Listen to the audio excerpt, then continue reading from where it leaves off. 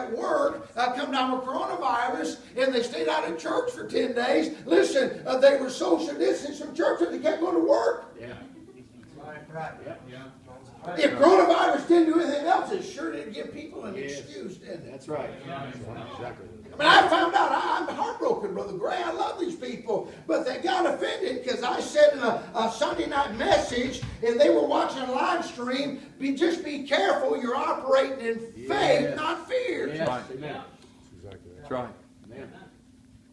You shouldn't have said it, Brother Jenkins, well, what should I have said? Right. Yeah. Just lay out of church? Hey, I understand there's some people scared to death, and if your doctor said don't get out in public, I'm not telling you not to obey your doctor, but make sure it's not you. Amen. There you go. There you go.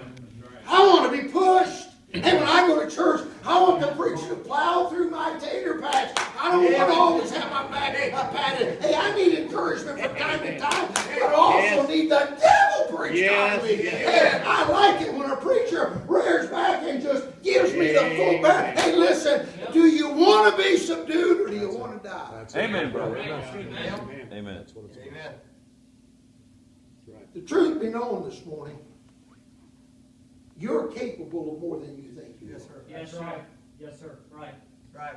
But the only way you'll ever know it is you got to kibosh yourself. You got to push yourself. Now, let me get a little, maybe different angle here this morning, but I think you'll agree with me by the time we're done. Most people think, Dr. Gray, that if Adam and Eve had never sinned, that we would still be in the Garden of Eden. You ever heard anyone ever say that? many times. I don't believe that. That's right, brother. That's right. I don't believe Adam and Eve were going to stay in the Garden of Eden forever. That's right. It might have been home base. Yeah. But listen, God told Adam and Eve to subdue the whole That's what I told earth. him. Wow.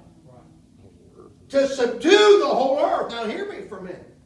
Long before the fall of man, God commanded Adam and Eve to conquer. He commanded Adam and Eve to, my friend, kibosh the earth. You know, in Matthew 28, Mark 16, Luke 24, John 20, in all four of those passages, we have something called the Great Commission. Amen. But I believe there was a commission before there was a Great Commission. I call it the Genesis Commission. Think about this.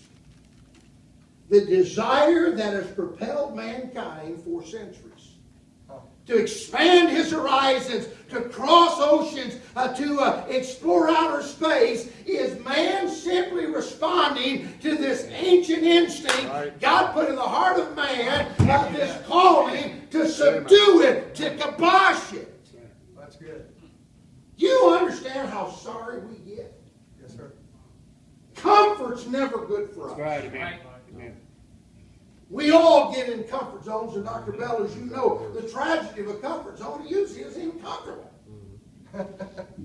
It's just what we've been doing for a long time. Yeah. Come on. Yes, sir. Amen, preacher. That's right. You know what I've discovered? The longer I'm in a comfort zone, the bigger the crisis God has to bring into my life to get me out of it. Yes, sir. Right. So if you've been in a comfort zone for 5 years, you better put your seatbelt on. Amen. Amen.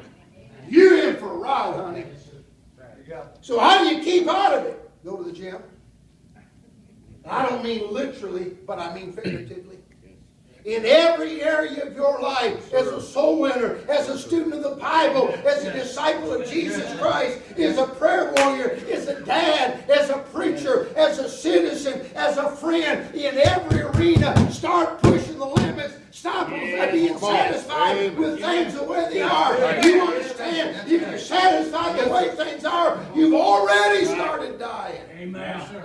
Amen. Exactly right. Everything east of Eden, where God placed Adam, lied unexplored. Wow. You understand the earth's topography, you know that in any direction Adam looked, he could travel 24,901 miles and never walk on the same ground twice.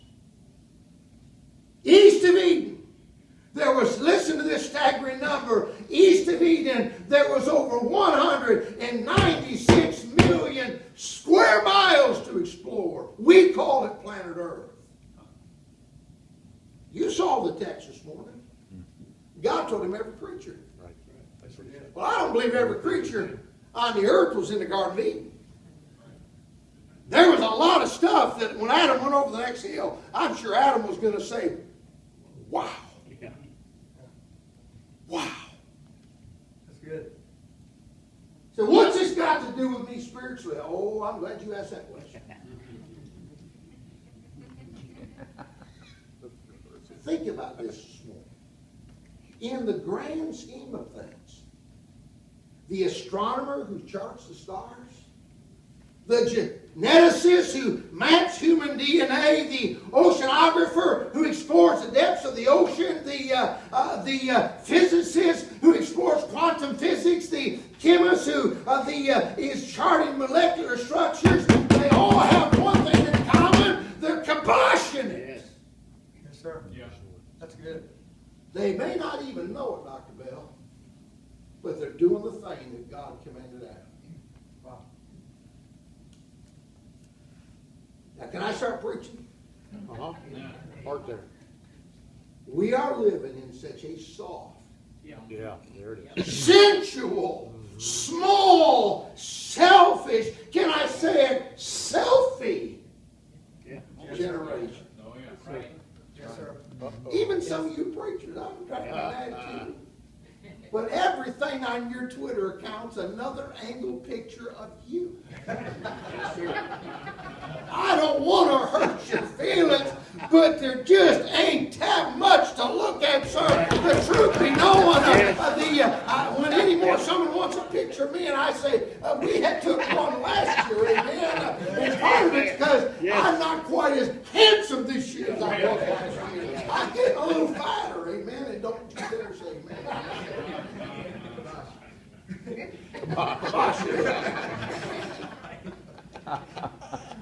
Could I make this proposition this morning? Listen, we know our country is either going to be, either way, we're going to be shaken in the next 24 hours. And listen, if there was ever an hour, if there was ever a need for a new generation of dedicated, determined, devoted people who are trying hard things again. Listen, Brother Bell, it's hard to get anybody to work the bus ministry anymore because it's hard. I had to give up some of my Saturday. I couldn't go out. I couldn't take a nap on Sunday afternoon. Nobody wants to do anything that's hard. That's exactly right. Exactly right. That's where it is right there. A lot of people ask me, why did you move places? I'm not trying to be unkind, but in a lot of ways I had it made. All my kids lived in northern Michigan. My son John is in the ministry. He's in southern Michigan, but everybody I'm related to is in Michigan. I had 52 acres. 40 of it hardwood timber. A 3-stall horse barn with 4 acres of beautiful white fenced-in pasture. Now, I'm not saying anything inappropriate here, but if I want to go outside with no clothes on, I could. No, I didn't. But I had my own privacy. I loved where I lived. You know where I live now, Brother Bell? I live in a subdivision. I swore up and down I'd never live in a subdivision. Well, when I moved to North Carolina, I found out you got to be a millionaire to own land. Yeah. Acreage in my area, preacher, is $25,000 an acre. Yeah, it's crazy. I don't mean subdivision. Subdivision lots are like $75,000. Yeah, yes, sir. I paid more for a house in a subdivision on less than an acre than I made of a 30 or 52 acre farm. Yeah, yes, sir. I didn't do it because I wanted to. Amen. Now, I do like the weather. I will say that. Amen.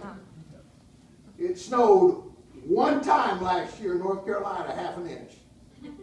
And they shut down school the day before the storm. How about that? Texas. The dusty. It's 55 degrees out. And my secretary said, preacher, you better get home. The storm's coming. Yeah.